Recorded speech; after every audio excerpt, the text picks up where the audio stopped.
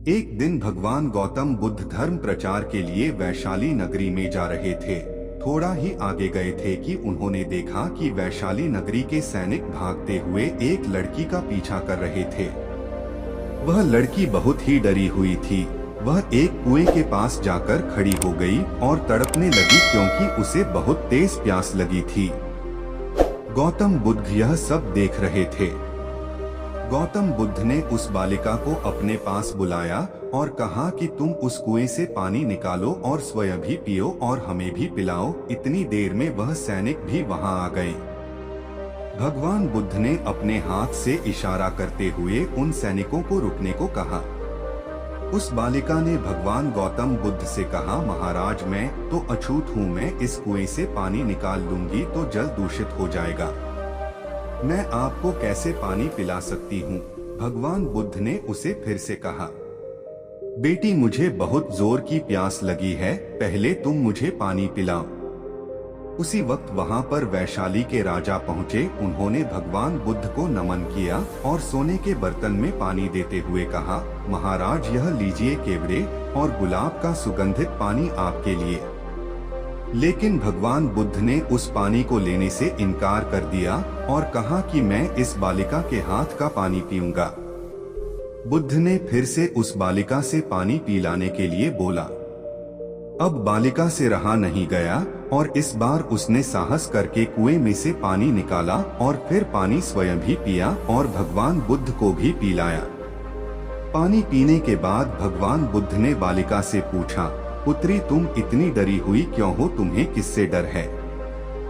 बालिका ने पूरी बात बताई कि मुझे राजा के दरबार में गाने का अवसर मिला था। मैंने गीत गाते हुए नृत्य भी किया और सभा जनों ने खूब आनंद किया और महाराज को भी बहुत अच्छा लगा। फिर उन्होंने अपनी माला मुझे भेंट कर दी। लेकिन महाराज को किसी ने बताया कि मैं एक अछूत कन्या हूँ। तो फिर राजा ने उस कन्या से पूछा कि क्या तुम एक अछूत कन्या हो? खैर मैंने बताया कि हाँ मैं अछूत हूँ। राजा ने यह सुनते ही अपने सैनिकों को आदेश दिया कि इस कन्या को कैद खाने में डाल दो। मैं किसी तरह वहाँ से बचकर यहाँ तक पहुँची ही थी कि तभी आप मुझे मिल गए। बुद्ध ने पास में खड़े उस राजा से कहा, सुनो राजन, मैं चाहता हूँ कि मेरी इस बात को आप सदैव याद रखें। किसी भी इंसान की पहचान उसके धर्म या जाति से नहीं बल्कि उसके गुणों और कर्मों से की जाती है। इस बालिका के मधुर कंठ से निकले गीत और नृत्य का आप सब ने आनंद उठाया और उसे पुरस्कार भी दिया। जिनके कार्य इतने अच्छे हैं वह अछूत हो ही नहीं सकती और आप उसे अछूत कह रहे हैं। सारी प्रजा का पिता होकर ऊंच नीच का भेदभाव रखते हैं।